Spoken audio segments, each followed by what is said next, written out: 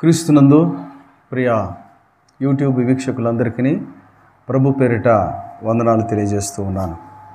క్రీస్తునందు ప్రియ దేవుని పిల్లలారా, మీరందరూ క్షేమంగా ఉండాలని, మీ కుటుంబాలు, మీరు చేసే పనులు, మీరు చేసే వ్యాపారాలు, మీరు చదివే చదువుల్లోనూ దేవుడు మిమ్మల్ని పరిపూర్ణతలో ఆశీర్వదించి తన కృపలో తన దయలో మిమ్మల్ని అందరినీ వర్ధిల్లజేయాలని మీ కొరకు ప్రార్థిస్తూ దేవుని యొక్క వాక్యాన్ని కొద్ది నిమిషములు మనము దేవుని యొక్క వాక్యాన్ని ధ్యానం చేసుకుందాం. బైబిల్ గ్రంథంలో నుంచి కీర్తనల గ్రంథం 119వ కీర్తన 34వ వచనాన్ని చదువుకుందాం. నీ ధర్మశాస్త్రమును అనుసరించుటకు నాకు బుద్ధి దయచేయము, అప్పుడు నా పూర్ణ హృదయముతో నేను దాని ప్రకారము నడుచుకుందును. క్రీస్తునందు ప్రియ దేవుని పిల్లలారా, మనము 119వ కీర్తన 34వ వచనంలో దైవజనుడు చక్కని మాట తెలియజేస్తూ ఉన్నాడు. అంటే దేవుని యొక్క వాక్యమును నడుచుకోవడానికి, అనుసరించడానికి, నేర్చుకోవడానికి బుద్ధి దయచేయి ప్రభు అని ప్రార్థన చేస్తూ ఉన్నాడు. బుద్ధి దయచేయడం అంటే ఇప్పుడు మనలో బుద్ధి లేదనా? మనుషుల్లో బుద్ధి లేదు. మనుషుల బుద్ధి ఎలాంటిదంటే, నా బుద్ధి నాకు గొప్పది, నాలో ఉన్న బుద్ధి, నాలో ఉన్న జ్ఞానము, నేనే గొప్ప, నా జ్ఞానమే గొప్ప, నా బుద్ధే గొప్ప, నేను తెలివిపరుణ్ణి, నేను చాలా మేధావిని, నేను చాలా పండితుణ్ణి అనుకుంటారు. నేను బుద్ధిమంతుడను అనుకుంటారు. నేను చాలా జ్ఞానవంతుణ్ణి అనుకుంటారు. నీ బుద్ధిని నువ్వు ఆధారం చేసుకొని నువ్వు ప్రవర్తిస్తున్నారేమో.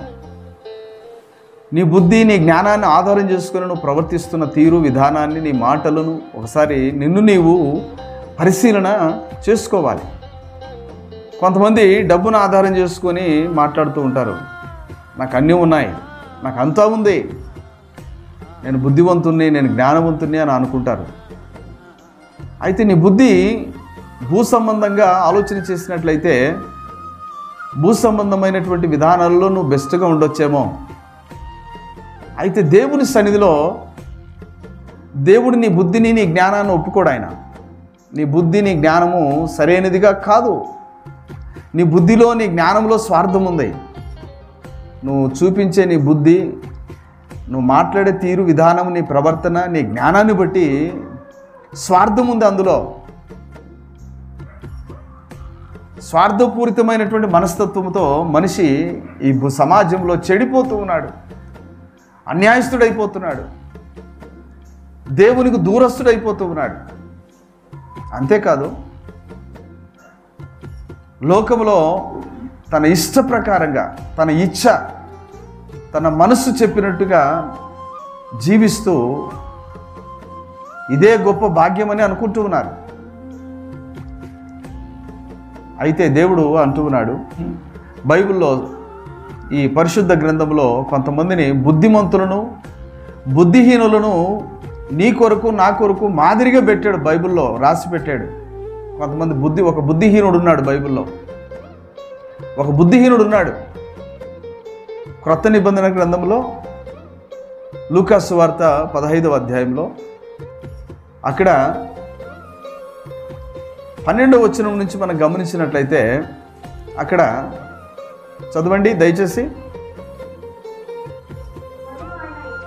మరియు ఆయన ఇట్లనను, ఒక మనుషునికి 2 కుమారులు ఉన్నారు. వారిలో చిన్నవాడు తండ్రిని బ్రతికి ఉండగానే తండ్రిని చంపేస్తున్నాడు ఈ కుమారుడు. అంటే ఈ చిన్న కుమారులో ఉన్న జ్ఞానం అలాంటిది. ఈ జ్ఞానము, ఆయన బుద్ధి ఎక్కడికి తీసుకెళ్తుందంటే, ఈరోజు సమాజంలో, కుటుంబాలలో గమనించినట్లయితే తండ్రి, తల్లి బ్రతికి ఉండగానే తండ్రి దగ్గరికి వెళ్ళి వాటాలు అడిగే కుమారులు ఉన్నారు. డబ్బు కొరకు తల్లిదండ్రులను మోసం చేసి చంపే కుమారులు కూడా ఉన్నారు. అంటే అతని యొక్క జ్ఞానం అలాంటిది, వారి బుద్ధి అలాంటిది. నీ బుద్ధి స్వార్థపూరితమైనది, చెడిపోయినదిగా కనిపిస్తూ ఉంది. ఇక్కడ కూడా ఈ బైబిల్లో ఆ తండ్రికి చిన్న కుమారుడు ఉంటున్నాడు. ఆ కుమారుడు తండ్రితో అంటున్నాడు, నాకు రావలసిన వాట నాకు ఇవ్వు, నాకు రావలసిన ఆస్తి పంచివు అని చెప్పేసి గట్టిగా నిలదీశాడు. నిలదీసేసరికి పాపం తండ్రి మరో మాట చెప్పకుండా తన ఆస్తినంతా కూడా, తనకు రావలసిన ఆస్తినంతా కూడా, తన ఆస్తిలో ఆ కుమారునికి రావలసిన వాట అంతా కూడా ఇచ్చేశాడు. అతడేం చేశాడు? చదవండమ్మా. కొన్ని దినములైన తర్వాత ఆ చిన్న కుమారుడు కూర్చుకొని తండ్రి తన ఇంటి వారి ముందర తన తండ్రి ఇంటి దగ్గర ఉంటే నేను బాగోదనుకొని అతడు తన తండ్రి ఇంట్లో నుంచి తన ఆ ఊరిని వదిలి దూర ప్రాంతానికి వెళ్ళిపోయాడు. దూర ప్రాంతానికి వెళ్ళి ఏం చేస్తున్నాడు అతనంటే, అతడు దుర్వ్యాపారము చేయడం ప్రారంభించాడు. దుర్వ్యాపారము అంటే తన ఆస్తిని తన తండ్రి తనకు పంచి ఇచ్చిన డబ్బును అంతా కూడా దుర్వ్యాపారము చేశాడని రాయబడింది. దుర్వ్యాపారం అంటే లోకమంతా ఇంకా వచ్చేసింది. దుర్వ్యాపారం ఎలా చేస్తారంటే, బైబిల్లో బుద్ధిహీనత కలిగిన పడుచువాడు ఒకడు ఉన్నాడు బైబిల్లో. చూడండి, సామెతల గ్రంథంలో అతడు ఎలాంటి పనులు చేస్తున్నాడు చూడండి. సామెతల గ్రంథము 7వ అధ్యాయము 6వ వచనం చదవండి. నా ఇంటి కిటికీలో నుండి, నా అల్లిక కిటికీలో నుండి నేను పారజూడగా జ్ఞానము లేని వారి మధ్యను యవనస్తుల మధ్యను బుద్ధి లేని పడుచువాడొకడు నాకు కనబడి. ఈ పడుచువానికి ఏమి లేదంట, బుద్ధి లేదు. వీడి పనేంటి? సాయంకాలం అయితే చాలు ఇంట్లో నుంచి బయటనే ఉంటాడు వీడు.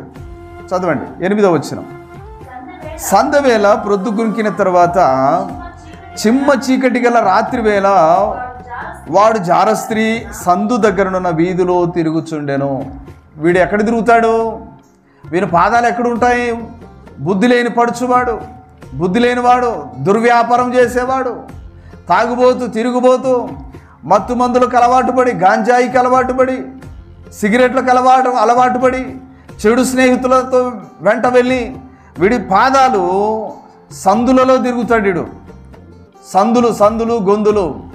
ఆ అమ్మాయి కొరకు ఈ అమ్మాయి బాగుంది, అది బాగుంది, ఇది బాగుందని బార్ల వెంబడి, రెస్టారెంట్ల వెంబడి విచ్చలవిడిగా సంచరించేటువంటి బుద్ధిహీనత కలిగిన పడుచువాడు, జ్ఞానము లేని పడుచువాడు, బుద్ధి లేని పడుచువాడు, బుద్ధి లేని యవనస్తుడు అనుకుంటాడు తన దృష్టికి తాను, నేను జ్ఞానినే, నాలో బుద్ధి ఉంది, నేను అంత చదివాను, హిందీ చదివాను, MBA చదివాను, బీటెక్ చదివాను, డాక్టర్ చదివాను, నేను అంత చాలా జ్ఞానం ఉంది నాకు అనుకుంటాడు. కానీ వీడు చేసే చేష్టలు ఏంటి? వీడు చేసే క్రియలు ఎలాంటివి? సందులలో గొంతులలో తిరుగుతూ ఉంటాడు. ఆ సందు అంటూ ఈ సందు అంటూ కాదు, ఆ వీధి ఈ వీధి అంటూ కాదు, ఒక వీధి అంటూ ఉంటే కదా, బుద్ధి ఉంటే కదా. ఈ బుద్ధి లేని వాడు చిమ్మ చీకట్లో తిరుగుతాడు. చీకట్లో తిరుగుతాడు. వీడికి వెలుగుతో పని ఉండదు. పగలులో వెలుతురులో ఉండడానికి ఇష్టపడాడు వీడు. బుద్ధి లేని పడుచువాడు. తండ్రిని ఆస్తిని తీసుకొని దూరదేశానికి, దూర ప్రాంతానికి అతడు దుర్వ్యాపారం చేసి ఆస్తినంతా పాడు చేసుకున్నాడు. పాడు చేసుకున్న తర్వాత అతని చేతిలో ఏమీ లేదు. 16వ వచనం చదవండి. లూకా సువార్త 15:16వ వచనం. అమ్మ 15వ వచనం చదవండి. 15వ వచనం. అదంతయు ఖర్చు చేసిన తర్వాత ఇంకొక మాట గమనించాలి. అక్కడ 14వ వచనంలో తండ్రి చేసి ఇచ్చిన ఆస్తిని అంతా కూడా దుర్వ్యాపారము చేసి పాడు చేశాడు. బుద్ధి లేనివాడు పాడు చేస్తూనే ఉంటాడు. ప్రతి వస్తువును, మంచి పనులు చేయడు వాడు. బుద్ధి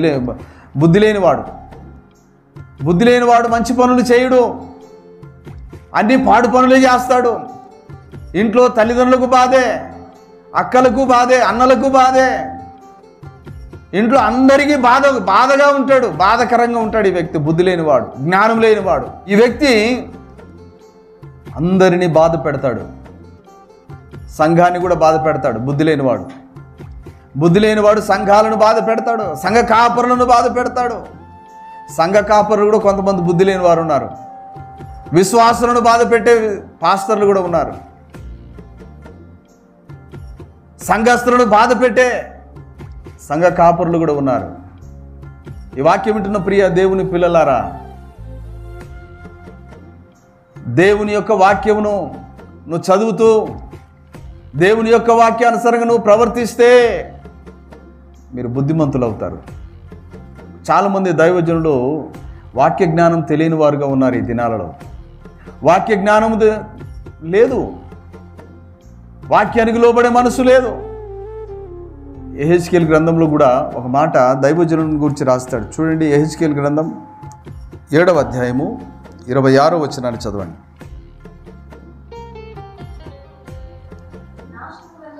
నాశనము వెంబడి నాశనము కలుగుచున్నది. గమనించండి, నాశనములు, కరువులు, కాటకాలు, బాధలు, శ్రమలు, భూకంపాలు, అతివృష్టి, అనావృష్టి జరుగుతూ ఉన్నాయి. నాశనం వెంబడి నాశనము జరుగుతూ ఉంది నీ కళ్ళెదుట. సమాచారం వెంబడి సమాచారం ప్రకటించబడతా ఉంది, వాక్యం ప్రకటించబడతా ఉంది. బుద్ధి కలిగించే మాటలు, తెలివి పుట్టించే మాటలు, శ్రేష్టమైన మార్గములో, చక్కని మార్గంలో నడవడానికి నీవు మంచి మార్గంలో నడవాలని చెప్పే సందేశాలు అనేకము నీ ఎదుట ఉన్నాయి, ప్రకటించబడుతున్నాయి.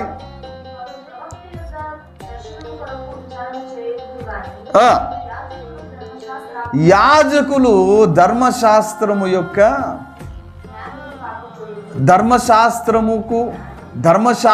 పైన పట్టు సాధించడానికి జ్ఞానవంతులు కాకపోయిరి. ఈరోజు చూడండి, నీకుండే తెలివి, నీకుండే జ్ఞానం ఎలాంటిదో నీ స్వబుద్ధిని, నీ జ్ఞానాన్ని ఆధారం చేసుకొని భక్తి చేస్తున్నారు చాలామంది. నాకు అన్నీ తెలుసు అంటాడు వాక్యం, ఆ వాక్యం తెలుసు, ఈ వాక్యం తెలుసు అంటాడు. ఏమీ తెలియదు. అనుసరణ వాక్యాన్ని అనుసరించే జీవితం ఉండదు. బోధించే బోధ ఉంటుంది, బోధిస్తాడు కానీ వీటిలో వాక్యాన్ని అనుసరించే బ్రతుకు ఉండదు. వాక్య జ్ఞానము లేని వారు చాలామంది ఉన్నారు. దైవజనుడు వాక్య జ్ఞానముతో నింపబడాలి. విశ్వాసులు దేవుని యొక్క వాక్య జ్ఞానముతో నింపబడాలి. వాక్య జ్ఞానములో బుద్ధివంతులు కావాలి. దేవుని సంపూర్ణతలోను, దేవుని యొక్క కనికరములోను, దేవుని దయలోను, దేవుని యొక్క గుణలక్షణములలో పాలిభాగస్తులై దేవుని సన్నిధిలో బుద్ధిమంతులు కావాలి. నీలో బుద్ధి లేదా, జ్ఞానము లేదా? ప్రార్థన చేయి. ప్రభువా, నీ వాక్యము చదువుతున్నప్పుడు, నీ వాక్యం వింటూ ఉన్నప్పుడు నాకు బుద్ధి దయచేయి ప్రభువా.